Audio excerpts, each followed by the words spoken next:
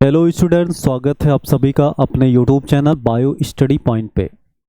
आज के इस वीडियो में हम पढ़ेंगे एलटी ग्रेड बायोलॉजी के सिलेबस में युगलिना के बारे में।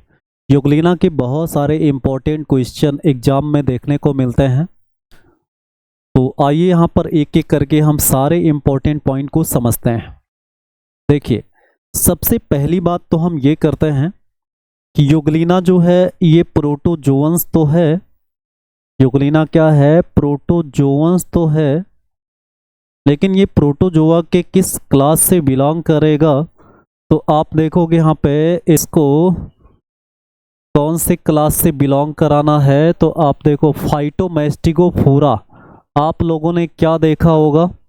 आपने देखा होगा इसमें क्या, इसका क्लास क्या है? तो इसका क्लास है फाइटोमैस्टिगोफोरा। इसका क्लास अगर हम बात करें तो ये जो है फाइटोमैस्टिगोफोरा। जहाँ जहाँ से क्वेश्चन बनते हैं सिर्फ उसी को हम टारगेट करेंगे, तो मैस्टिगोफोरा कहता है इसको। तो इसका क्लास क्या हो जाएगा? फाइटोमैस्टिगोफोरा। ये प्लांट लाइक प्रोटोजोअन्स होता है। ये क्या होते हैं? प्लांट लाइक प्रोटोजोअन्स होता है। अब हम बात करते हैं कि अगर एक कॉन्सेप्ट आएगा कि युगलिना जो है वो प्लांट और एनिमल के बीच का कनेक्टिंग लिंक है, मतलब ये क्या हो जाएगा? ये कनेक्टिंग लिंक है। कनेक्टिंग लिंक किसके बीच का? तो आप कहोगे एनिमल्स एंड प्लांट्स। एनिमल और प्लांट के बीच का ये क्या होगा? कनेक्टिंग लिंक होगा। इससे भी क्वेश्चन आते हैं। अब हम बात करें कि इसमें एनिमल लाइक कैरेक्टर्स क्या क्या होंगे और प्लांट लाइक कैरेक्टर्स क्या क्या होंगे। तो देखो आप, अगर हम एनिमल कैरेक्टर को देखें, युगलिना के एनिमल कैरेक्टर को देखें तो क्या क्या मिलेगा हमें, तो ध्यान से समझना। इस इम्पोर्टेंट टॉपिक से क्वेश्चन बनता है। तो एनिमल कैरेक्टर की बात करेंगे तो इसमें आप देखो, पहला कैरेक्टर तो ये है, इसमें सेलुलोजिक सेलवाल क्या होगा? अब्सेंट होता है। सेलुलोजिक सेलवाल क्या होगा? इसमें अब्सेंट होता है, इसमें नहीं पाया जाता। दूसरा कैरेक्टर क्या है इसमें? दूसरा कैरेक्टर ये है कि इसमें आपको क्या मिलेगा? तो इसमें सेंट्रियोल मिलेगा। क्या मिलेगा इसमें? सेंट्रियोल। तो ये दोनों ही कैरेक्टर किसके हैं? एनिमल के। उसके बाद और क्या कैरेक्टर मिलेगा इसमें? इसमें कंट्रेक्टाइल वैक्यूल पाया जाता है। इसमें क्या पाए जाते हैं? कंट्रेक्टाइल वैक्यूल पाया जाता है। कंट्रेक्टाइल वैक्यूल पाए जाते हैं किसके लिए? ऑस्मा रेगुलेशन के लिए। उसके बाद हम बात करते हैं इसमें और क्या होता है। तो इसमें एक स्ट्रक्चर पाया जाता है जिसको कहते हैं क्या? पैराफ्लैजेलर बॉडी। इसमें क्या पाया जाता है? पैराफ्लैजेलर बॉडी पाया जाता है, जो क्या होता है? तो आप कहोगे कि ये फोटो रिसेप्टर ऑर्गन है। ये क्या होता है? तो ये फोटो रिसेप्टर है, एक सेंस ऑर्गन है। फोटो रिसेप्टर, तो ये एक सेंस ऑर्गन है। पैराफ्लैजेलर बॉडी, आपको बता दें कि जो पैराफ्लैजेलर बॉडी होता है इसमें एक कंपोनेंट पाया जाता है जिसको हम क्या कहते हैं? जिसको कहते हैं क्या? लैक्टोफ्लेविन। इसमें क्या पाया जाता है? लैक्टोफ्लेविन। किस फॉर्म में पाया जाता है? तो एज सेंसिटाइजर के रूप में क्या पाया जाता है? पैराफ्लैजेलर बॉडी में। तो आप क्या कहोगे इसमें? देखो, ये एनिमल कैरेक्टर। और क्या कैरेक्टर देखोगे आप? तो देखो, इसमें अगले कैरेक्टर की अगर हम बात करें तो इसमें जो है पाइनोसाइटोसिस की भी प्रक्रिया पाई जाती है। पाइनोसाइटोसिस की भी प्रक्रिया पाई जाती है। पाइनोसाइटोसिस का मतलब होता है इसको सेल ड्रिंकिंग के नाम से भी जानते हैं। इसको क्या कहते हैं? Cell drinking. सेल ड्रिंकिंग के नाम से जो एनिमल का कैरेक्टर होता है, एनिमल का कैरेक्टर होता है। और उसके बाद ये जो है, इनके पास फ्लैजेला होता है, फ्लैजेला, जिसके द्वारा ये क्या कर सकते हैं? लोकोमोशन कर सकते हैं। क्या कर सकते हैं? लोकोमोशन कर सकते हैं। तो ये सारे कैरेक्टर जो है एनिमल के कैरेक्टर्स होता है। उसके बाद अब हम प्लांट के कैरेक्टर की बात करेंगे, तो इसमें प्लांट का कौन कौन सा कैरेक्टर आएगा? अगर प्लांट कैरेक्टर की बात करें हम, तो क्या क्या मिलेगा? देखो, प्लांट कैरेक्टर की बात करते हैं तो इसमें आपको, हाँ, इसमें आपको क्या मिल जाएगा? इसमें आपको मिल जाएगा क्रोमेटोफोर। इसमें क्या पाया जाएगा? क्रोमेटोफोर। क्रोमेटोफोर कहेंगे इसको, या फिर इसको जो है क्लोरोप्लास्ट भी कहते हैं। इसको क्या कहते हैं? क्लोरोप्लास्ट। ये बिल्कुल प्लांट लाइक। और इस क्लोरोप्लास्ट में या क्रोमेटोफोर में आपको जो है फोटोसिंथेटिक पिगमेंट मिलेगा। और फोटोसिंथेटिक पिगमेंट में क्या रहेगा? क्लोरोफिल ए रहेगा, क्लोरोफिल बी रहेगा, और क्या रहेगा? एंड बीटा कैरोटीन रहेगा। एंड बीटा कैरोटीन पाया जाएगा। क्या पाया जाएगा यहाँ पर? बीटा कैरोटीन पाया जाएगा। तो इस तरह से यहाँ पे ये वाला पॉइंट, इससे क्वेश्चन आता है। क्रोमेटोफोर में या क्लोरोप्लास्ट में क्या क्या पाया जाएगा? तो क्लोरोफिल ए, बी और बीटा कैरोटीन। और आपको बता दें कि यही पिगमेंट किस में पाया जाता है? तो यही पिगमेंट पाया जाता है किस में? तो यही पाया जाता है क्लोरोफाइसी में। किस में पाया जाता है? क्लोरोफाइसी। क्लोरोफाइसी का मतलब होता है क्या? क्लोरोफाइसी का मतलब होता है ग्रीन एल्गी। क्या होता है? Green algae. ग्रीन एल्गी में भी यही पाया जाता है। उसके बाद एल्गी से बहुत सारे सिमिलरिटी यहाँ पर शो होंगे, जैसे क्लोरोप्लास्ट में पायरिनोइड बॉडीज भी पाया जाएगा, जो साइट ऑफ पैरामाइलम ग्रेन्यूल्स फॉर्मेशन होता है। यानी ऐसा साइट जहाँ पर पैरामाइलम बॉडीज बनते हैं, तो वो क्या मिलेगा यहाँ पे? हाँ, एक कैरेक्टर और देखते हैं इसमें। जैसे हम बात करते हैं क्या, युगलिना की बॉडी में पैरामाइलम बॉडीज पाया जाता है। क्या पाया जाता है? पैरामाइलम बॉडीज पाया जाता है, जो क्या होता है? जो इस युगलिना का रिजर्व फूड होता है। इस युगलिना का क्या होगा? रिजर्व फूड होगा। और जो रिजर्व फूड होगा ये बिल्कुल कैसे जैसा होगा? तो आप देखो, ये सिमिलर टू स्टार्च होगा। सिमिलर टू स्टार्च होगा। सिमिलर टू स्टार्च होगा। और इसको केमिकली क्या नाम देते हैं? तो इसको बीटा 13 ग्लूकेन के नाम से भी जानते हैं। बीटा 13 ग्लूकेन के नाम से भी जानते हैं। तो पैरामाइलम बॉडी जो इसका क्या है? रिजर्व फूड है। और आपको बता दें कि ये जो है सिमिलर टू स्टार्च है, लेकिन स्टार्च को अगर आयोडीन के साथ रखोगे तो कौन सा कलर देता है? ब्लू कलर देता है। लेकिन पैरामाइलम बॉडीज को अगर आयोडीन के साथ रखोगे तो ये ब्लू कलर नहीं देता है। मतलब आप क्या कहोगे? डू नॉट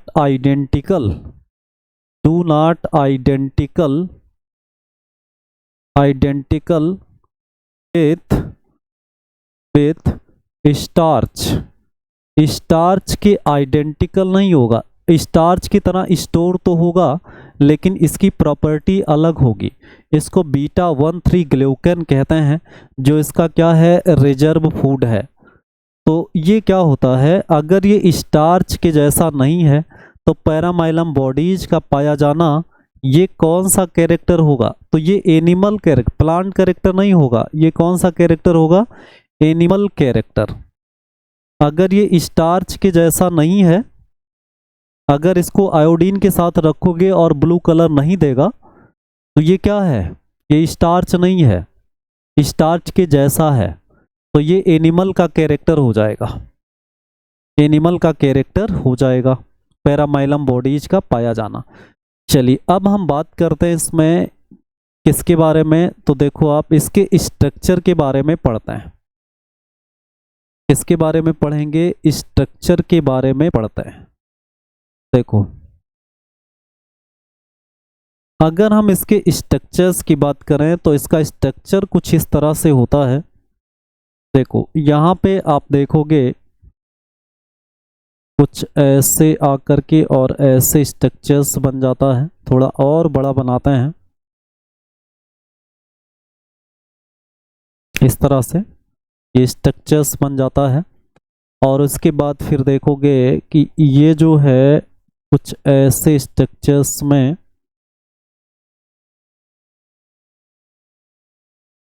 देखो इस तरह से, ये युगलिना का स्ट्रक्चर्स है। आप देखो इसमें इसमें न्यूक्लियस भी पाया जाएगा, न्यूक्लियस भी मिलेगा, और न्यूक्लियस के अंदर एक स्ट्रक्चर्स मिलेगा जिसको एंडोसोम कहेंगे, एंडोसोम कहेंगे। और ये प्रोटोजोआ है तो इसका साइटोप्लाज्म भी दो पार्ट में डिवाइडेड होगा। हाँ, सबसे पहले आप बॉडी की कवरिंग को देखोगे तो इसका कवर किसका बना होगा? तो इसका कवर बना होगा किसका? पेलिकल का। इसका कवर किसका बना होगा? पेलिकल का कवर होगा। ये इसका क्या होगा? तो ये इसका हो जाएगा क्या? न्यूक्लियस। ये इसका हो जाएगा न्यूक्लियस। न्यूक्लियस के अंदर जो स्ट्रक्चर्स पाया जा रहा है इसको एंडोसोम कहेंगे। इसको क्या कहेंगे? एंडोसोम कहता है। तो न्यूक्लियस के अंदर जो स्ट्रक्चर मिलेगा उसको क्या नाम दिया जाएगा? एंडोसोम कहा जाएगा। अब देखो आगे की तरफ आप क्या देखोगे, इसमें यहाँ पर ये जो ओपनिंग देखने को मिलता है, इस ओपनिंग को किस नाम से जानते हैं? तो इसको साइटोस्टोम कहते हैं। इसको क्या कहते हैं? साइटोस्टोम, या इसको सेल माउथ के नाम से भी जानते हैं। ये कोशिका का माउथ है, ये सेल माउथ के नाम से भी जानते हैं। उसके बाद फिर यहाँ पर छोटा सा ये जो नैरो स्ट्रक्चर दिखेगा आपको माउथ या साइटोस्टोम के जस्ट पीछे, तो इस स्ट्रक्चर्स को किस नाम से जानते हैं? तो इसको कहते हैं क्या? साइटोफेरिंग्स कहते हैं। इसको क्या कहेंगे? साइटोफेरिंग्स कहते हैं। और साइटोफेरिंग्स या इसको गुलेट के नाम से भी जानते हैं। इसको किस नाम से जानते हैं? गुलेट के नाम से भी जानता है। चलिए उसके बाद ये जो बड़ा सैक लाइक स्ट्रक्चर्स है, इस बड़े से सैक लाइक स्ट्रक्चर्स को रिजर्वायर कहता है। इसको क्या कहते हैं? रिजर्वायर, रिजर्वायर कहता है।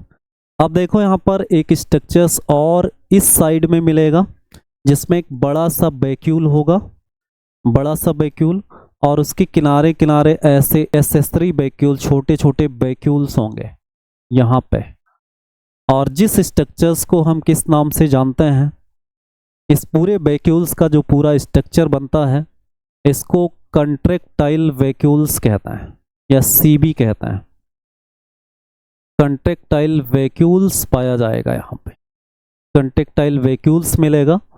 उसके बाद कंट्रैक्टाइल वैक्यूल्स का काम क्या होता है? तो इसके काम की अगर हम बात करेंगे तो जैसे हर प्रोटोजोअन्स में ये काम करता है वैसे यहाँ पर भी करेगा, यानी इसमें एक्सक्रेशन, एक्सक्रेशन का काम, और किसका? ऑस्मो रेगुलेशन का।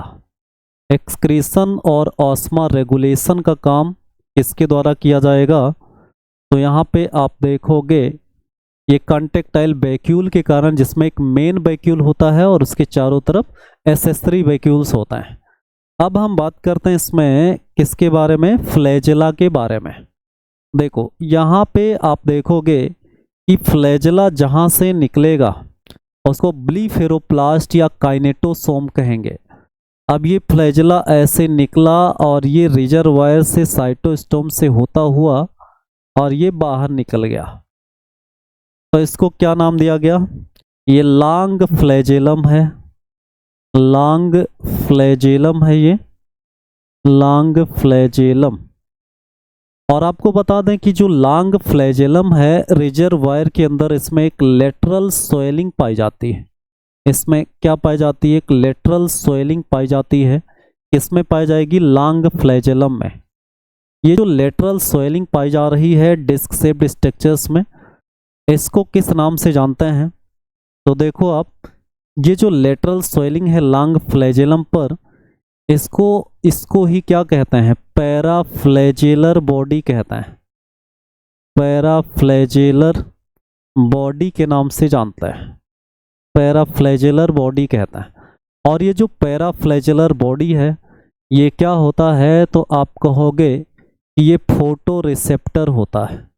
ये कैसा आर्गन है? तो आप कहोगे फोटो रिसेप्टर है ये, यानी इसमें फोटो रिसेप्टर आर्गन पाया जा रहा है। तो ये पैराफ्लैजेलर बॉडी हो गई।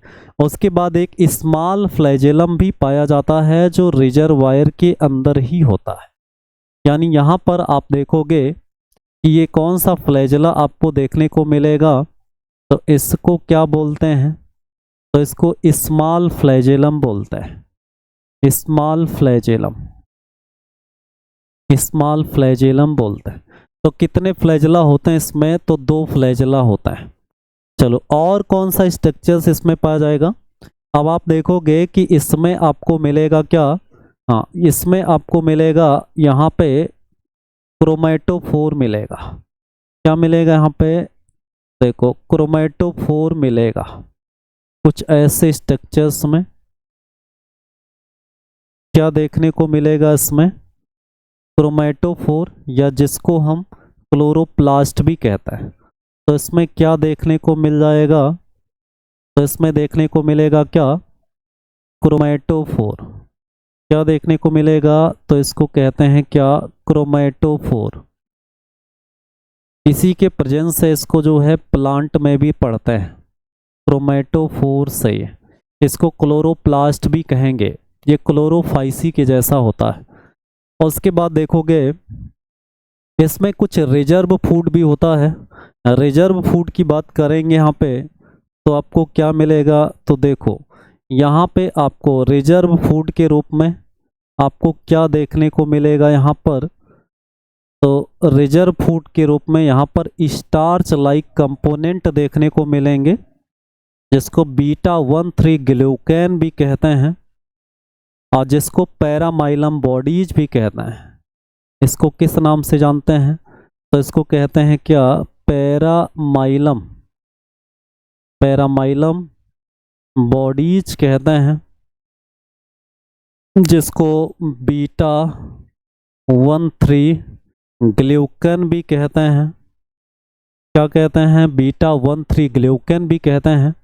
तो पैरामाइलम बॉडीज क्या है इसकी बॉडी में? तो आप कहोगे कि ये रिजर्व फूड है। ये क्या है? रिजर्व फूड है। ये रिजर्व फूड है। तो इस तरह से ये युगलिना का स्ट्रक्चर्स हो जाता है। और आपको बताएं यहाँ पे, जैसे यहाँ पर इसका जो पेलिकल होता है, इस पेलिकल पर ऐसे ऐसे स्ट्राइएशन देखने को मिलता है। क्या देखने को मिलेगा? ऐसे ऐसे स्ट्राइएशन। हाँ, स्ट्राइएशन ऐसे ऐसे देखने को मिलेगा, कुछ ऐसे ऐसे। ये पेलिकल की बनी हुई ऐसी पट्टियां देखने को मिलेंगी यहाँ पे, इस तरह से। ये जो पट्टियां या स्ट्राइएशन देखने को मिलता है, इसको किस नाम से जानते हैं? तो इसको कहते हैं क्या? इसको मायोनीम्स कहता है। मायोनीम्स क्या है? तो ये स्ट्राइएशन ऑफ पेलिकल है। मायोनीम्स क्या है? तो आप क्या कहोगे? ये जो है स्ट्राइएशन है, मतलब जो रेखा ऐसे एक लाइन लाइन खींची दिखाई दे रही है इस पे, तो ये स्ट्राइएशन है। किसका है? तो ये पेलिकल का है। Striation of pellicle. पेलिकल का क्या है? ये स्ट्राइएशन मायोनीम्स है। और आपको बता दें कि इस मायोनीम्स के प्रेजेंस के द्वारा ही इसमें कौन सा मूवमेंट होता है? तो आप कहोगे रिगलिंग मूवमेंट होता है। पेरिस्टेल्टिक मूवमेंट भी कहते हैं इसको, और रिगलिंग मूवमेंट भी कहते हैं। जो युगलिनाइड मूवमेंट आप पढ़ेंगे तो वहाँ पर मिलेगा। और देखो, इसमें एक बहुत इंपॉर्टेंट स्ट्रक्चर्स यहाँ पर इस बगल में मिलता है ऐसे रेड पिगमेंट कंटेन करने वाला एक स्ट्रक्चर्स देखने को मिलेगा, जिसको किस नाम से जानते हैं? तो यहाँ पे आप देखोगे जिसको हम स्टिग्मा स्टिग्मा ORR किस नाम से जानते हैं? तो इसको आई स्पॉट कहते हैं, स्टिग्मा या आई स्पॉट कहते हैं। और आपको बता दें इसमें रेड पिगमेंट पाया जाता है, जिसको क्या कहते हैं? कैरोटीनॉयड कहते हैं। जिसमें क्या पाया जाता है? कैरोटीनॉयड्स, जो रेड पिगमेंट होता है। और ये भी कैसा आर्गन है? तो आप देखोगे ये भी फोटो रिसेप्टर होता है। ये भी क्या होता है? तो ये भी फोटो रिसेप्टर होता है। ये भी क्या होगा? फोटो रिसेप्टर होता है। तो इस तरह से हमने इसके स्ट्रक्चर्स को देखा। इसमें क्या क्या मिला आपको? कंटेक्टाइल वैक्यूल मिला, जो एक्सक्रेशन और ओस्मा रेगुलेशन का काम करेगा। उसके बाद आपको यहाँ पे स्टिग्मा या आई स्पॉट मिला, जो रेड पिगमेंट रखता है, जिसको कैरोटीनॉयड्स कहते हैं। और ये एक फोटो रिसेप्टर ऑर्गन है। पैराफ्लैजेलर बॉडी है, जो लॉन्ग फ्लैजेलम का लेटरल स्वेलिंग है। ये भी क्या है? फोटो रिसेप्टर है। तो फोटो रिसेप्टर में यहाँ पर स्टिग्मा या आई स्पॉट भी होगा, और क्या रहेगा? पैराफ्लैजेलर बॉडी भी रहेगा। चलिए, उसके बाद पैरामाइलम बॉडी, जो इसका रिजर्व फूड होता है, जिसको β13 ग्लूकेन कहते हैं। उसके बाद इसमें क्रोमेटोफोर पाया जा रहा है। उसके बाद इसमें जो है पेलिकल का स्ट्राइएशन पाया जा रहा है, जिसको क्या कहते हैं? मायोनेम्स। उसके बाद एक स्ट्रक्चर्स और भी पाया जाता है इसमें। आप देखोगे कि यहाँ पर स्टिग्मा या आई स्पॉट से लेकर के और यहाँ पर एक ऐसे एक्सिस जुड़ा होता है इंडोसोम तक, जिसको किस नाम से जानते हैं? जिसको कहते हैं क्या? राइजोप्लास्ट। जिसको क्या कहते हैं? राइजोप्लास्ट कहते हैं। तो यहाँ पे राइजोप्लास्ट भी पाया जाएगा। चलिए, इतना सारा स्ट्रक्चर्स पढ़ने के बाद अब आपको क्या करना है इसमें? देखो, अगला हम इसमें फिजियोलॉजी की बात कर लेते हैं। देखो, अब हम बात करते हैं किसके बारे में? तो ये फिजियोलॉजी है। फिजियोलॉजी की बात करते हैं। फिजियोलॉजी की बात करेंगे तो इसमें क्या होगा? देखो, इसमें सबसे पहले हम बात करते हैं क्या? लोकोमोशन की। सबसे पहले किसकी बात करेंगे यहाँ पे? लोकोमोशन। तो युगलिना में लोकोमोशन कैसे होगा? तो यहाँ पे आप देखोगे कि लोकोमोशन यहाँ पर आप देखोगे एक होता है क्या? फ्लैजेलर मूवमेंट। एक क्या होता है इसमें? फ्लैजेलर मूवमेंट होता है। फ्लैजेलर मूवमेंट होता है। फ्लैजेलर मूवमेंट। और आपको बता दें कि जो फ्लैजेला है, इसमें फ्लैजेला में क्या होता है? तो फ्लैजेला में बिल्कुल यूकैरियोट्स फ्लैजेला की तरह इसमें क्या पाया जाता है? तो 9+2 अरेंजमेंट भी देखने को मिलता है। माइक्रोट्यूब्यूल्स का अरेंजमेंट होता है, अरेंजमेंट भी देखने को मिलता है। तो 9+2 अरेंजमेंट आप लोग क्या देखोगे इसमें? 9+2 मतलब क्या होता है कि 2 माइक्रोट्यूब्यूल्स सेंटर में पाए जाएंगे, बाकी 9 आपको कहाँ पर मिलेगा?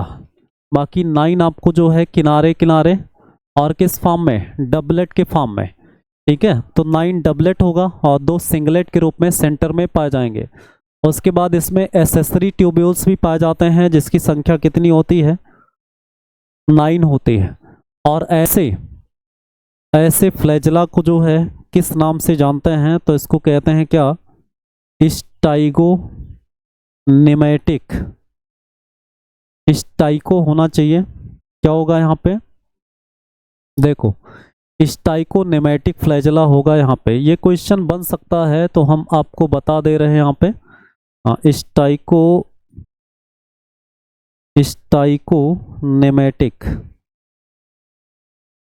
स्टाइकोनेमेटिक फ्लैजेला पाया जाएगा। ये मोस्ट इंपॉर्टेंट है, आप इसको याद रखेंगे। स्टाइकोनेमेटिक फ्लैजेला पाया जाएगा। चलिए, उसके बाद और कैसा मूवमेंट होगा यहाँ पे? यहाँ पे आपको अगला क्या मिलेगा, हाँ एक हो गया आपका क्या, फ्लैजेलर मूवमेंट। उसके बाद दूसरा ये ए आप लिख लो ऐसे, और बी कैसा इसमें पाया जाएगा, तो इसमें रिगलिंग मूवमेंट पाया जाएगा। क्या पाया जाएगा, रिगलिंग मूवमेंट, रिगलिंग मूवमेंट पाया जाएगा, जिसको हम क्या कहते हैं, पेरिस्टेल्टिक मूवमेंट भी कहते हैं। क्या कहते हैं, पेरिस्टेल्टिक मूवमेंट भी कहते हैं। तो पेरिस्टेल्टिक मूवमेंट भी पाया जाएगा। इसमें आप देखो पेरिस्टेल्टिक या रेगलिंग मूवमेंट जो होगा ये किसके थ्रू होगा, तो ये जो है विद द हेल्प ऑफ